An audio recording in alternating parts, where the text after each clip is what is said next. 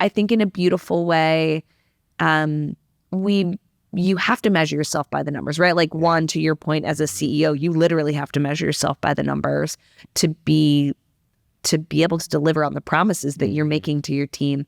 But also in a beautiful way, I try not to measure too much by the numbers, because I think numbers sometimes have an emotion to them, whether it's what's my year-over-year growth and how does that comp to last year, to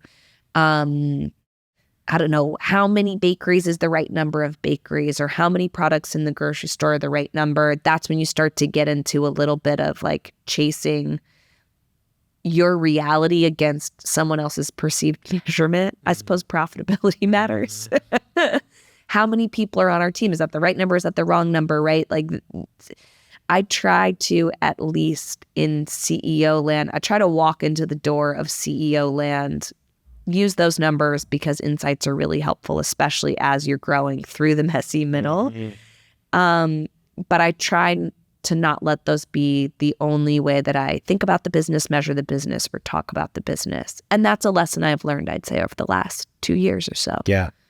It's easy to get caught up in being either the title at the top or playing the role of the title at the top. It's really easy to get caught up in what the rules would tell you a CEO does. And I keep going back to these learnings that, again, I know the learnings about them from the last 14 years, but it's always funny to me how much I get caught up breaking my own rules, right? Like being inflexible in the mindset, or saying like, this is what a CEO does, so this is what you have to do, as opposed to, this is what a CEO does. It's really important you know what those things are and how to do them, and that you have confidence in them. And you are also the CEO, so you get to choose what that flexibility of mind is, or the sort of which rules to follow and which rules to break, which rules should apply to you, not in a kicking and screaming, throwing a temper tantrum, but which ones serve you and your team and the business,